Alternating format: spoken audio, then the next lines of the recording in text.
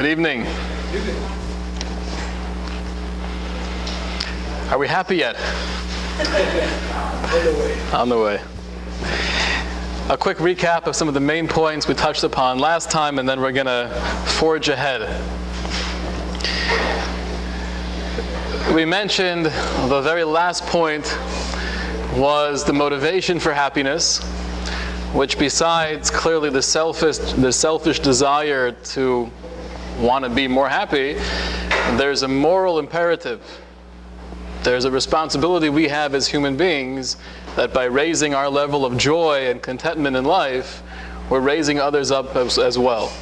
So it's not just a pursuit for our own self-gratification, but it's for really enhancing other people's lives around us.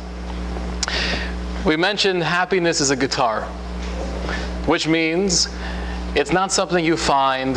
You could keep on seeking and searching and looking. You're never going to find happiness. It's a guitar we all have within us. The goal is to learn how to play. So it's not about finding that particular place or experience or happening. It's about knowing how to recreate ourselves to be the person that can really experience joy and contentment. The idea we left off with was, how do we do that?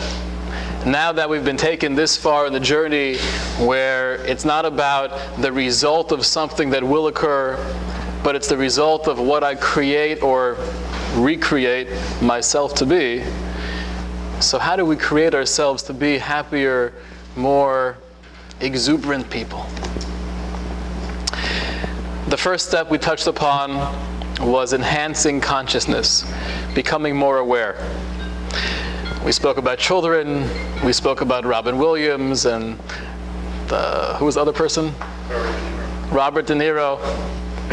Awakenings, the idea of being present and alive during life. I want to elaborate on this because I think this is really the basis for all of our potential joy in life, is becoming more present, more aware, more alive. This is not to be confused with the idea of being grateful or being appreciative. We're going to get there, and we'll explore what that means and how we achieve it. But this is something much more fundamental. It's just about living with our eyes open. And that's true in regards to both positive and negative emotions. It's one wellspring. Within the human being, we have this limitless, deep reservoir of emotion. Being able to let it out, allowing ourselves to let that wellspring flow freely, is the only way to be conscious and fully alive in everything that we participate in. That means enjoying your Cabernet more, or getting into the game of tennis in a more intense way to really feel it. That also means experiencing pain at a higher level intensity, or feeling rejection on a more profound level. Allowing your wellspring of emotion to come pouring through doesn't just mean you're going to be experiencing great things in life, but it means you're going to be experiencing life. That's what it means to be alive. The example I like to use is if you have a field. In the olden days, they had fields, and one way of watering your field is you have an irrigation system. You have a deep spring nearby. How do I get that water to the field? You have ditches that go throughout all corners of your property. And there could be some kind of dam holding back the waters. If you lift the dam or you break the dam, pardon my language, and the water comes flowing through and it goes into all of the ditches and irrigates the entire field. That's what we have to learn how to do. Step number one to becoming more happy is becoming more conscious. That means learning how to break the dam, learning how to get that border between me and my emotions destroyed. Get rid of it. Throw it in the garbage. Let the water come flowing out. Mourning over the loss of a loved one. What usually happens in secular culture, or even Jewish culture once in a while? There's the post-funeral party. That's really what it's become. You have a funeral, then we all go back to the home, and we have beverages and snacks. We get together, we schmooze, we talk. How much focus is there on the person who just passed away? How often do we actually sit down together and allow ourselves to feel the emotions, to cry, to talk about that person, to share memories? It happens once in a while. In Jewish law, if you go through all of the details of what you're supposed to do when somebody passes away, the goal is to feel it. And that's by sitting on the floor. That's by not taking a shower for 7 days. That's by sitting there in your shirt that you've torn. And by talking about that loved one and allowing those emotions to come to the surface. Through having a burial where I see firsthand my friend or relative being placed into the ground and covering that person up, there's a closure, there's something that although it's so hurtful, it's so healthy. So to be able to experience and really feel the emotion is oftentimes not in the moment, but by becoming more alive, that makes you more of a healthy, functioning human being, which could lead to happiness. The goal is to develop this not to the extent where we overreact, but we react appropriately. So the husband comes home, Jason walks in, soon to be a married man, and he has 17 apples in the bag. Honey, I brought the apples. And she opens the bag. These are Macintosh. These aren't, give me a name. Fuji. What are you doing? That's called overreacting. So the idea is not to become this super emotional person that anything will just set you off and you're going to start crying. And the goal is to have control when I lift the dam and allow the water to flow forth, and when I keep it in check and say, you know what? This particular situation, you don't need emotion. To have excessive emotion here and now could be detrimental. How do we do this? How do we enhance consciousness? I'll give you a couple different tools which we find in our sources. Number one is the power of the mind. Often we neglect or we don't see what the mind can do for how we actually live life, our relationships, and all of our experiences. If you're doing something half-baked, so to speak, there's a whole different way of that information registering in your psyche when you're doing it somewhat conscious and when you're doing it very conscious. I'll give you an example also relating to mourning. You'll pardon me for all of the sad examples in the class on happiness, but I think it's a poignant issue. One of the greatest masters of early psychology, his name was Avraham, also the first Jew. And after his wife Sarah passes away, the Torah tells us, Vayavo Avram lispo l'sara v'livkosa, that Avraham came to eulogize Sarah and to cry for her. So what does that mean, he came? Where was he? Where did he go to? Comes along the Ramban, Ramosha ben Nachman, one of the great commentators of the 1200s, and he says it doesn't mean he came physically. There was no change of geographical location. But he came spiritually and emotionally, which means he thought about the loss. He tried to internalize it, to bring out the appropriate emotions, to be able to eulogize her and to cry for her.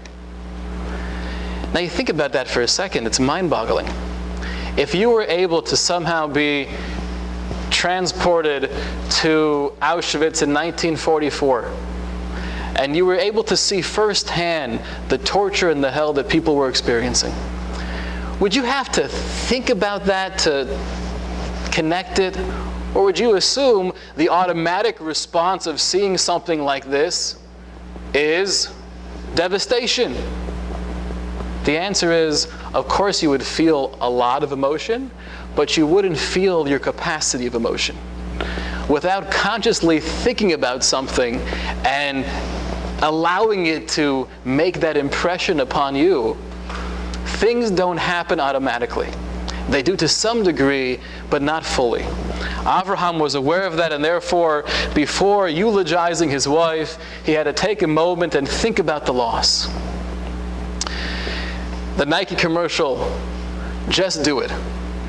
It's a wonderful slogan, but it doesn't work. If you just do something without putting your mind into what you're doing, you're not really doing it. If I'm not fully involved with this connection, relationship, activity, behavior, whatever the case is, then I'm not really experiencing it. So just do it is not a Jewish idea. Do it with the understanding of what and why you're doing, and then it's a whole different action. The Baal Shem Tov, one of the creator of the Hasidic movement, he used to say that the human being is in the mind. Everything that we're thinking, every aspect of life is based on what's happening over here. And you could utilize that to enhance life, to make things more real, more tangible, more palpable. But if you neglect the mind, then you're left with external, superficial actions that you're not really part of. Kids often just do it. Classic example, David takes the sippy cup and throws it across the room. And it splashes everywhere, all the orange juice all over the floor and the counter. David, what are you doing? I don't know. And somehow that works. Wouldn't that be amazing? You come home, honey, why don't you fill up the car with gas? You know I'm not going to have time in the morning. I don't know. That would be amazing. We can't do that though. Or another tactic kids use. Sarala, what were you thinking? Why did you color on the walls? The put the head down trick, right? And somehow that works. We can't respond like that though. In life, we can't just do it. We have to think about what we're doing, not because we're responsible for our actions, which is also true, but because we want to really be part of the action. That requires the mind. Often people say, before you travel, have a safe flight. Now when you think about it, it doesn't make too much sense. I'm not flying the airplane. I'm not the pilot. Have a safe flight is a way of wishing you well. In life, though, you have to have the realization that you are the pilot. I'm not sitting in the passenger seat. I happen to be a terrible backseat driver. My wife will never allow me to be in the car if I'm not driving. Because it's hard to be in the back seat, it's hard to be in the passenger seat. I have to be the one in control.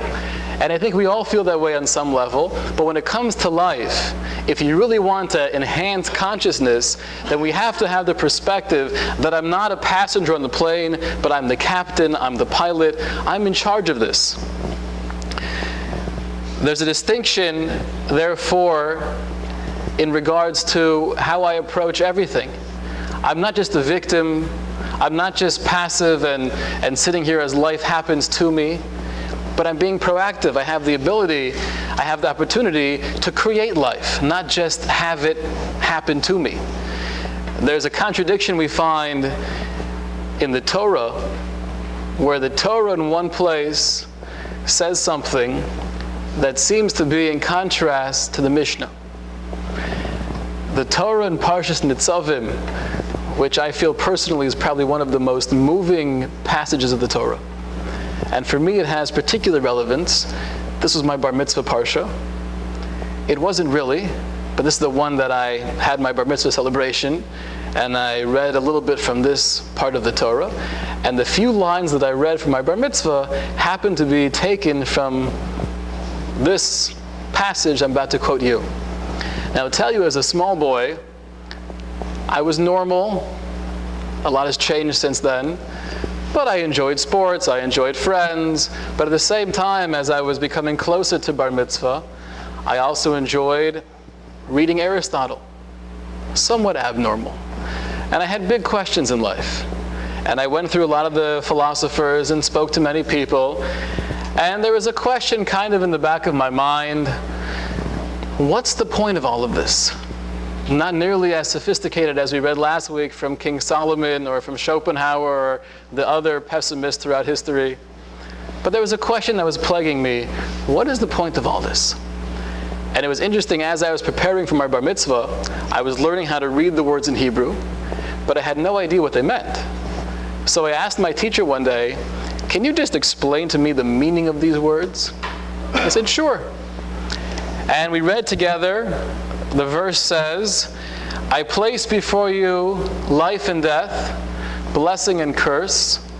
Ubacharta b'chayim. Choose life for yourself and your descendants.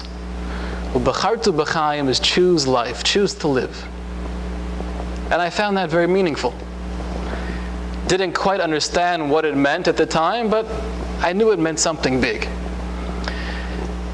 Yet, you look at the Mishnah, the Mishnah in Pirkei Avos seems to say the exact opposite.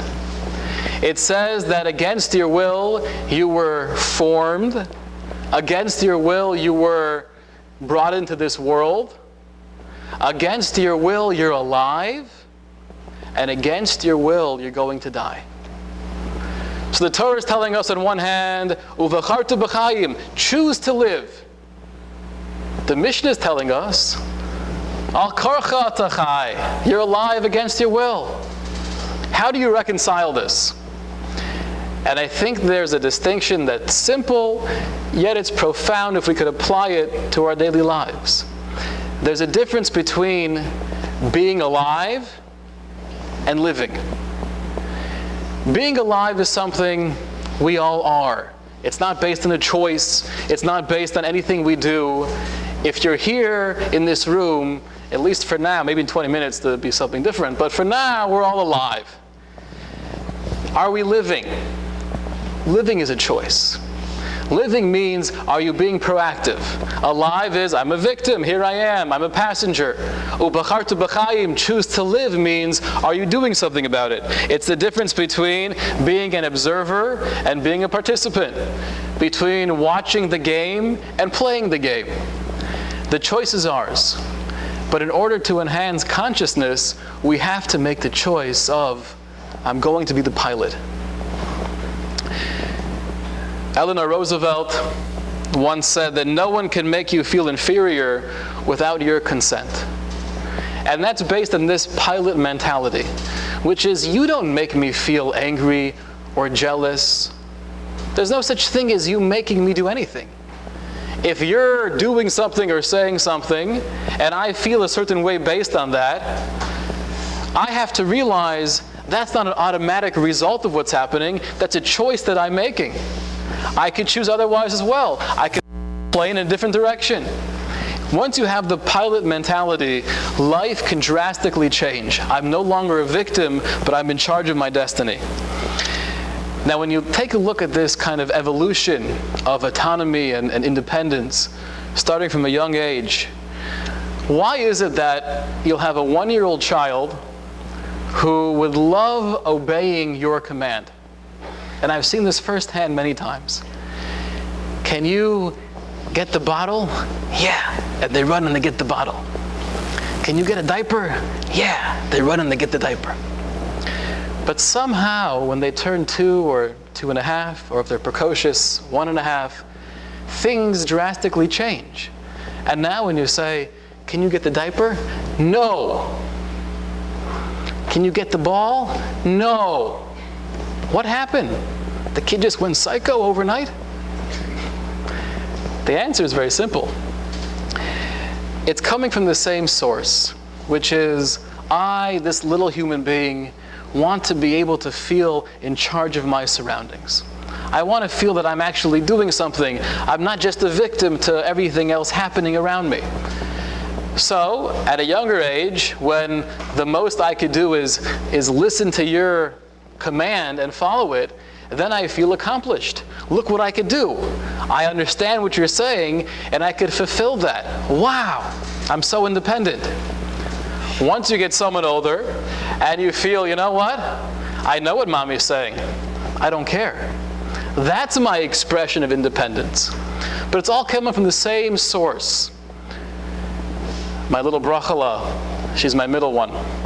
She had this thing, it was an obsession with opening the refrigerator. She had to open the refrigerator. The problem was she couldn't do it. She wasn't nearly strong enough. So we would stand there sometimes for literally 5 to 7 minutes playing this game where I have to do it. She'd be pulling on the refrigerator door, and I'd be waiting there, getting impatient. Finally, I would just kind of open it a little bit. No, no, no. She would close it. Again, 30 seconds, you're pulling, it's not happening. I open it a little bit. No! She closes it. So finally, I learned if I just open it with my foot and she doesn't see me do it, and she thinks she's doing it, that works. But there's such a need to show I'm powerful, I'm in charge. Now what happens is as we all grow older and we're faced with reality and socializing, we learn what things are acceptable and what things are not acceptable. We never learn emotional independence. As we get older, we can learn to tie our shoe and we get ourselves dressed and we can eventually drive a car and do anything we want to do on our own. And that's taught to us formally, either in school or at home. But when are we ever taught to be emotionally independent? To the contrary, it's ingrained in us from the youngest age that I'm totally dependent on what you think of me.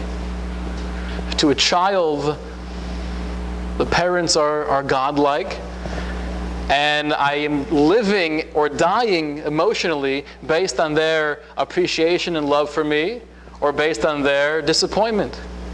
And there's never a formal training where you learn it doesn't make a difference what I think about you. Everything is based on what is she going to say? What is he going to say? What's my teacher going to think of me? What's my coach going to think of me? And this just engenders more of that need, that dependency on other people. So we really never learn to be independent psychologically and emotionally.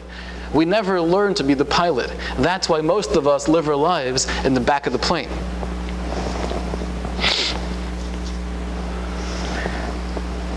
Two suggestions so far.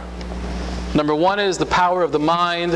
As much as possible, don't just do it, but live it. Do it with the understanding of what we're doing. Number two is making yourself the pilot, which is taking control. Although we never had formal training, now is the time to recreate our perspective on life and realize we are in charge of what happens to us. You can't make me feel any way. What you think of me doesn't make that much of a difference. I am who I am, and I'm not dependent on other people. What's the definition of good? How do we define good in our society? What made Michael Jordan a good basketball player? Is he could dunk from the free throw line? What made him good? He was better than everybody else. That's what good is. You're better than most people. The best means you're better than everybody. Not at all objective. It's based on comparing you to other people. You're better than they are. The Torah definition of tov, of good, is something drastically different. What's the first time in the Torah the word good is used? Creation. Huh? The creation of the universe. Day one, there's the creation of light. And God says, it's good, it's tov. So was that in contrast to something else? This light is better than that light. It was an objective expression of good. The Torah perspective is, good is never in contrast to other people or other things. Good is me, as a human being, trying to maximize my potential.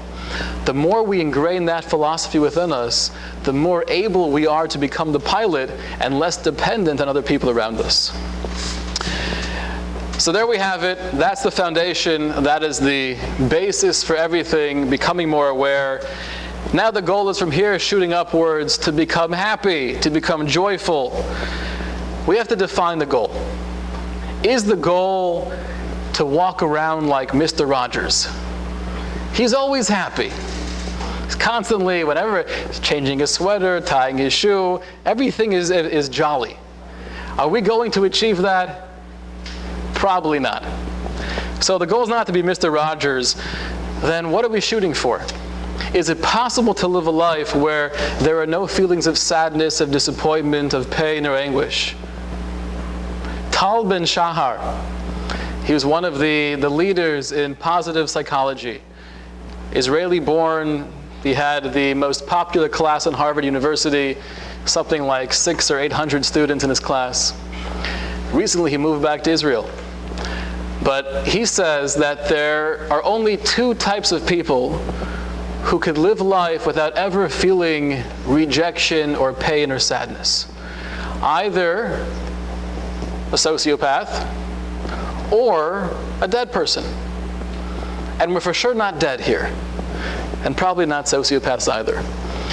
Normal human beings cannot go through life without feeling negative emotions. The goal of being happy is not to be in a constant high. That's not doable. What is the goal then? It's not euphoria, it's not ecstasy, it's not this constant pleasure.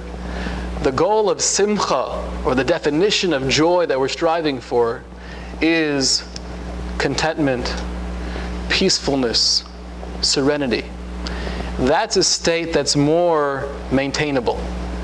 So the goal of becoming happier in our definition, in the realistic definition, is not to walk around like that, but it's to try to be more contentful. Contentedness, by the way, most people think it's contentness. It's contentedness. Just a grammar point. How do we do that? I'll share with you, there's a Mishnah in Pirkei Avos. The Mishnah tells us that schok and kalis rosh, literally that means jesting and levity, can lead someone to immoral behavior. Just today, I'll share with you parenthetically, Jason was there. I wanted to find this Mishnah. And I knew it was probably somewhere in the 3rd chapter of Pirkei Avos.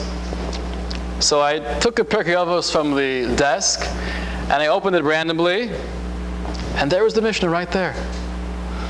So I went to the person who was learning from this book previously, and I said, were you learning this Mishnah anytime in the near last couple days? No, I'm nowhere near that spot. It's pretty neat. A couple weeks earlier, we were learning together, and we were discussing the prohibition of bringing chametz and honey onto the altar. Somewhat of an obscure conversation. And I remember quoting the doctor from the Sefer HaChinuch, another work, and I said, I think he explains this point. After our session, I walk into Rabbi Weiss's office, and I see, hey, there's a Sefer HaChinuch on the shelf. I pull it open up to a random page, right there. Coincidence? It could be, but you got to keep your eyes open. Things happen. So anyways, the Mishnah in Pirkei Avos says that jesting and levity can lead to immoral behavior. Now what that means superficially is if we're working together in the office, one or both of us are married, and therefore there's no potential for this relationship, the Mishnah is warning us, be careful. In Judaism, the reality of human sexuality is not something that is shunned or hidden from. It's something that we're aware of, and therefore we have to take the proper precautions to avoid doing things that we might regret later.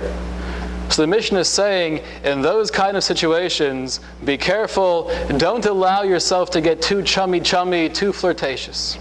Okay, makes sense. Comes along Rabbi Yisrael Lifshitz. He was one of the great commentators on the Mishnah in the first part of the 1800s. And he's bothered by the following question. He asks, why does the Mishnah say, don't be too chummy? Don't joke around too much. Instead of telling me what not to do, give me guidance. Tell me to do the opposite. What is the opposite? He suggests, be melancholy, be somewhat subdued and depressed, and be, instead of lightness of the head, you should be intense, be Be depressed and intense, and that way you'll avoid all of those sticky situations. Why didn't the Mishnah say that? So he explains very simply, because that's not the ideal state of a human being. The Torah doesn't want us to be depressed and overly intense. The ideal state is somewhere in the middle. And the terms that he uses are kalas haguf, which literally means lightness of the body, not kalas harosh, not lightness of the head, which is levity, but kalas haguf, lightness of the body, which in contemporary terms means to be chilled out. Don't be overly intense. Be chilled out. And not to be too jovial and too flirtatious, but to be besimcha, to be content, to be happy. That's what the Mishnah doesn't say you should be depressed. That's not the goal. It's saying you should be a happy, relaxed person, but don't let that cross the line to becoming flirtatious in a situation where it's not called for. So we see from here, I think, a good baseline to work with. Looseness of the body, to be relaxed and chilled out, and at the same time to be besimcha, to be happy and content. That's the baseline we're shooting for. And once you have that baseline, then it's possible to have more of those moments of joy. You can't always be in that state. But if you have the baseline that's stable and healthy, where in general, I'm feeling good, I'm okay, I'm not overly intense, I'm not overly depressed, then you have more potential for having those peaks more often and more profound. The example, again, I love to bring examples of children because they're just interesting beings. But when you have a relationship with your son or daughter, so how often do you actually have fun together? Not that often. You'd like to do it more. But most of the time is spent getting them dressed, brushing their teeth, giving them a bath, all of the necessities you have to do in life. How do you have fun more of the time? Well, one approach is do more things more often. Okay, of course, that makes sense. The other approach would be, even if you can't go out and play ball more often together, but if you're able to create a baseline where there's more of a harmony, there's more of a feeling of connection and warmth between us, so then that gives us a potential for hitting more of those high points more often. So the baseline is, using contemporary terms, to be chilled out, to be relaxed, not to be overly intense, and at the same time, as much as possible, to be besimcha, which we're translating as to be content and satiated with life. The hardest factor, I think, for most of us to achieve this baseline consistency is stress. Stress is something we are all aware of its damaging effect. Quote you from Dr. Richard Caddison. He's the head of the Mental Health Services of Harvard University. And he quotes from a national survey, which is the National College Health Assessment, that 45% of American college students claim to be depressed to the extent where they have a difficult time functioning. That means almost half of the college students in America are claiming to be depressed to the extent where it's hard for them to function. 80% claim to be overwhelmed and quote-unquote stressed out. 80% of our young men and women who are in higher education are claiming to be overwhelmed and stressed out. In the 1960s, the average age for the onset of depression and anxiety was 29 years old. Today, based on that same national survey, the average age for the onset of depression and anxiety is 14 years old. So, on one hand, we have the advancement of technology, the leisures of life, the comforts of life. There's no need to even stop at the side of the road and try to make a phone call in those old-fashioned things. They used to have the phones that were outside the car. It doesn't exist anymore. Everything is so much easier than it was 50 years ago and even 20 years ago. But yet for some reason, there's more stress and there's more anxiety, and people in general are feeling overwhelmed. We know that from the medical standpoint, stress is not just harmful psychologically or emotionally, but physically. Any symptom you have that a doctor can't pinpoint the source, automatically the answer is stress. I could be a doctor also. Yet it's true. Study after study is showing that stress can be the leading ingredient in heart disease and asthma, things that you wouldn't even assume to have any connection, but stress is somehow a killer. How do we deal with stress? Now, the effects of stress were known thousands of years ago.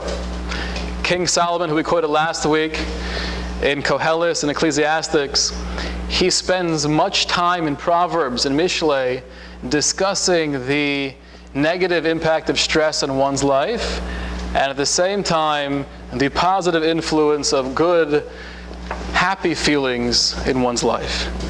A couple of examples, he says, Ruach ish yechalkel machelu, that man's spirit is able to sustain him. Which means, when my daughter came to me with a scraped knee, and she wanted to know, is it going to get better? I said, yeah, of course it will. Give it a couple days. How does it get better? Well, that's the way God created the human being, that the body knows how to heal itself. Are you serious? It can do it by itself? Like, yeah, it's pretty cool, actually, now that I'm thinking about it. But that's what King Solomon is saying. A man's spirit is able to sustain him in his sickness. But who can support a worried and broken spirit? And the commentators explain that King Solomon's referring to anxiety. People who are broken because there's so much to deal with. The burden of life is overwhelming. What can you do about that?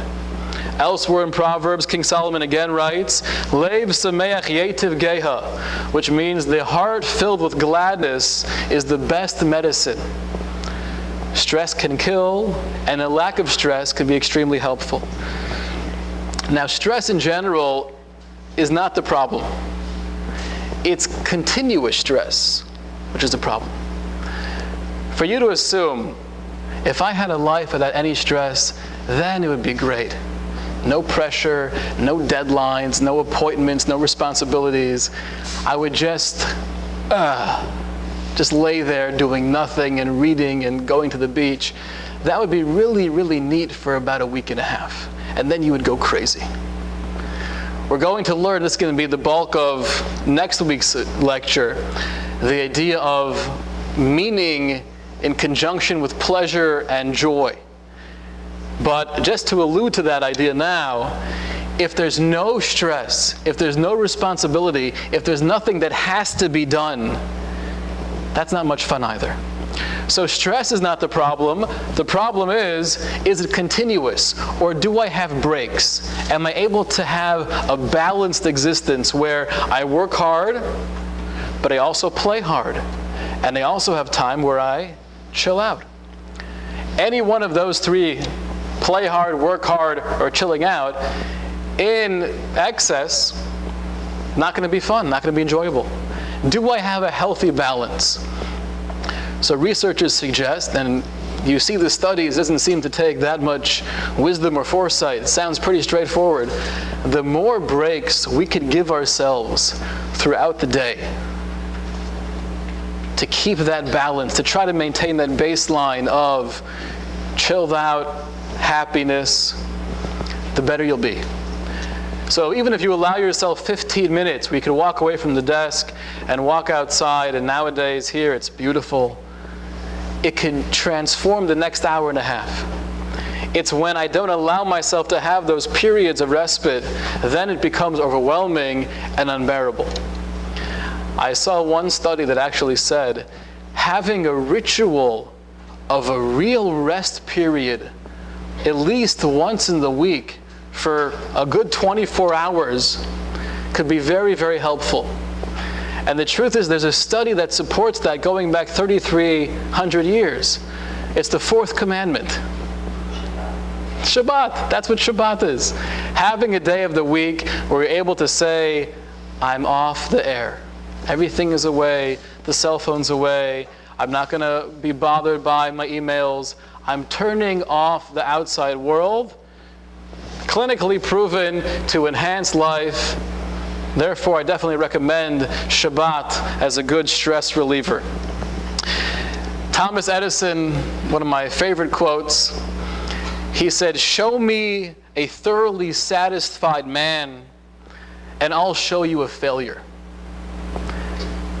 Which I think means, if we're totally complacent, if we have no ambition, if we're not reaching for something, and we're just relaxed, probably not going to accomplish much in life. So the goal is not to just be relaxing. The goal is to be able to work hard, to play hard, and to relax, having that balance in life. And this is often something that people confuse. People assume that a lack of stress and relaxation are the same things, and they're not. Relaxation would be, for example, sitting by the pool, reading a book on the couch, cuddling by the fire outside. Those are all relaxing activities. A lack of stress, though, could be playing rugby and beating each other to a pulp. I'm not stressed out, though. I love it. Mountain climbing. Anything you do that you enjoy, although there might be a lot of work involved, it's not stressful. So a lack of stress is not the same thing as relaxation. Why is it that mountain climbing is not stressful, even though it's so difficult? Huh? Because you might die. I would assume that should probably make it more stressful. But I think the idea is anything you do with a singular focus, where I'm not able to be distracted or overwhelmed with anything else, and I'm just looking right here. I'm just thinking about, what club do I use? The 9-iron or the 7? That means I'm not stressed out.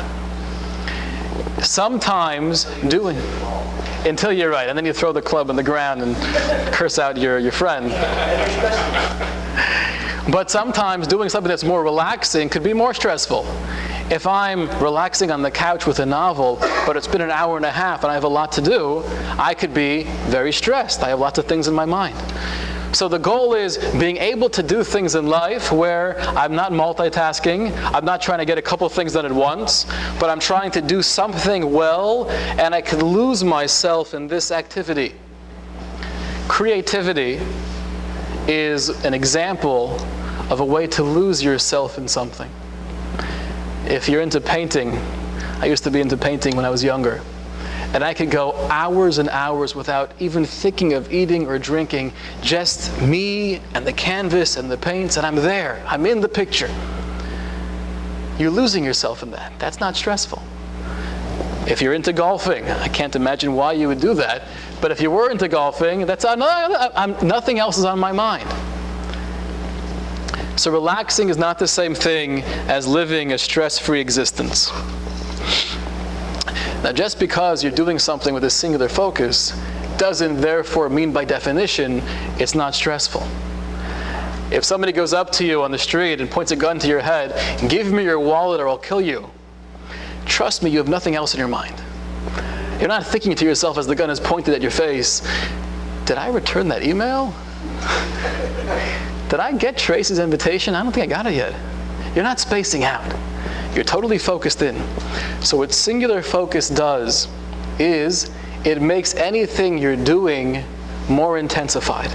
So if it's something you enjoy, then I'm intensifying this experience, and that can be very helpful. If it's something that is difficult or painful, and I have to have a singular focus on the moment, that could be very negative. The story of the Orthodox man who was working in a firm with a lot of non-Jews, and he had a good friend for many years, Jimmy.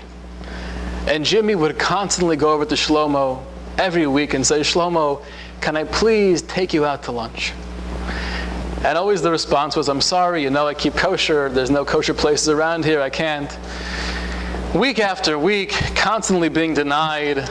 Finally, one day, Jimmy goes up to Shlomo in the corner, takes out a 9mm and puts it to his head and says, "Shlomo, can I take you to lunch?" He said, "Yes, it'd be my pleasure." So they go out together, and they're sitting down, they look at the menu, they both order. Shlomo orders a filet mignon, and they're eating and enjoying and schmoozing. The whole time, Jimmy has the gun under the table pointing at him. Finally, they finish their main course, and Jimmy turns to Shlomo and says, "You know," he puts the gun down, "I wasn't really going to shoot you. I just wanted a chance to be able to bond and have a good lunch together." And Shlomo says, "You could have waited till after dessert."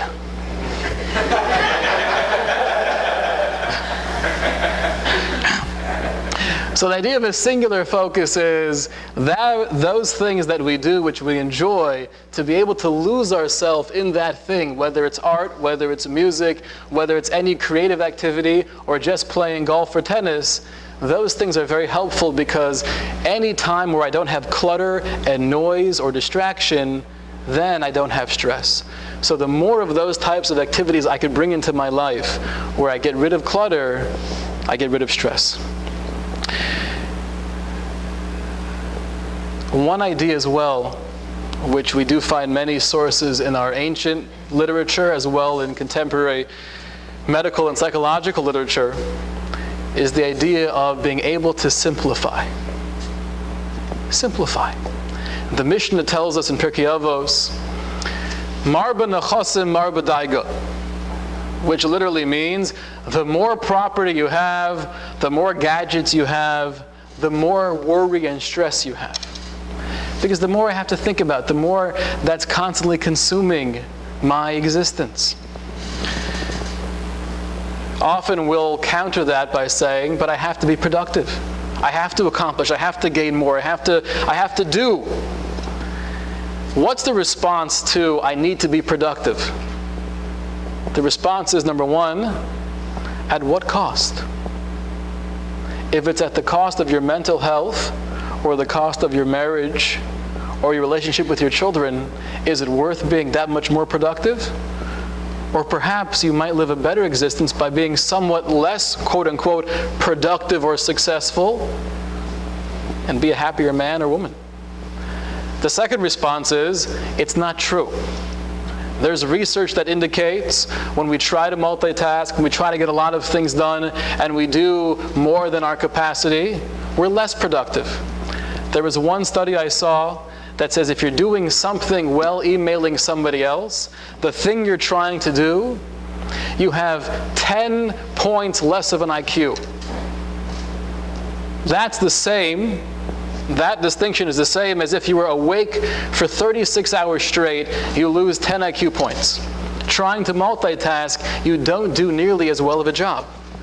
So number one is, of course, you want to be productive, but at what cost, at what expense? Number two is, you're not always being more productive by trying to do more. Sometimes the quality is more productive than the quantity.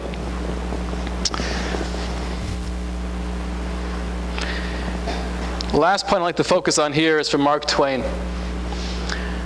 Mark Twain wrote, he said, "I'm an old man, and I have known a great many troubles, but most of them have never happened." And I think the idea is when it comes to things that stress us out, it's all in the future. Not everything, but a lot is in the future. The Talmud tells us, don't be nervous about tomorrow. Tomorrow may never come. Too much thought, too much anxiety. How am I ever going to buy a house? The market's going up. It's getting crazy, the interest rates. How am I ever going to pay off the mortgage? When it's in the future, the answer is, I have to do what I can. I have to do my hishtadlut, which means put in the effort, try to be responsible, but I can't let the future take over the present. Being able to live in the present is extremely difficult, but it's extremely rewarding. And it's not just putting aside the future, but it's also being able to put aside the bulk of the present. If you're going shopping, a very mundane example, and you have a list of 36 things you want to bring home. Focus one at a time. It's not a whole list. Right now, I'm getting apples. I just think about the apples, only Macintosh. But I'm getting the apples. And that's true with anything. We have a lot of responsibilities. We all are overwhelmed on some level. If 80% of college students are overwhelmed, and that's before they really have a job or a family to support, I assume most Americans are in that category of stressed out. But I think these are a couple of ideas. Number one, to reiterate, the baseline, the foundation for everything is to learn how to break the dam, to allow those emotions that we all have within us to flow forth, to really allow ourselves to feel it and to be human, both negative and positive emotions. Number two is to clarify the goal. The goal of happiness is not that constant euphoria, Mr. Rogers, but the goal is what the Tiferes Yisrael told us, Rabbi Yisrael Lifshitz, which is to develop that baseline, that constant feeling of, as much as possible, chilled out, I'm not overly intense, and I'm able to feel contentment. Once we have that baseline, what is the goal? How do we achieve happiness? So one thing we mentioned is to be able to take the step that the more I accomplish that baseline, equaling out and keeping that balance of life, not getting too involved with any one of the work hard, play hard, or just relaxing, keeping the balance itself maintains that equilibrium. How do we avoid getting stressed out, which is something we all experience? Number one is to realize stress is not the enemy, but it's consistent stress that is so detrimental. And being able to have healthy moments of doing things, pushing myself, trying to accomplish, those moments give me moments of experiencing meaningful or purposeful living, which can increase my joy. But then having breaks throughout the day, a break in the week. Shabbos, we mentioned, is a beautiful break to try to implement. And besides the breaks, the distinction between relaxation and stress-free living. Two very different things. You can relax as much as you want, but that doesn't mean you're not going to experience stress. The goal is to live as much as possible a singular focus in doing those types of activities where I'm not cluttered, I don't hear the noise or the distractions, doing more of those things where you can lose yourself in the moment. That's how we diminish stress. And the last thing we pointed out was not to let the future invade the present. Not to have thoughts of what's going to be, how am I going to do that, how am I going to... Right now, I'm over here. Can I deal with the moment? If the answer is yes, then we're good to go. And tomorrow, I'll deal with that moment. Next week, we're going to tackle our last and final get-together with the happiness theme. I'd like to get involved with certain forms of practical meditation, which could help us enhance the present. And the second thing I'd like to get involved with is how to increase meaning and have joy and pleasure come together, to show how they're not two separate components of life, but pleasure and meaning coming together are really the source of continuous happiness. We'll continue next time.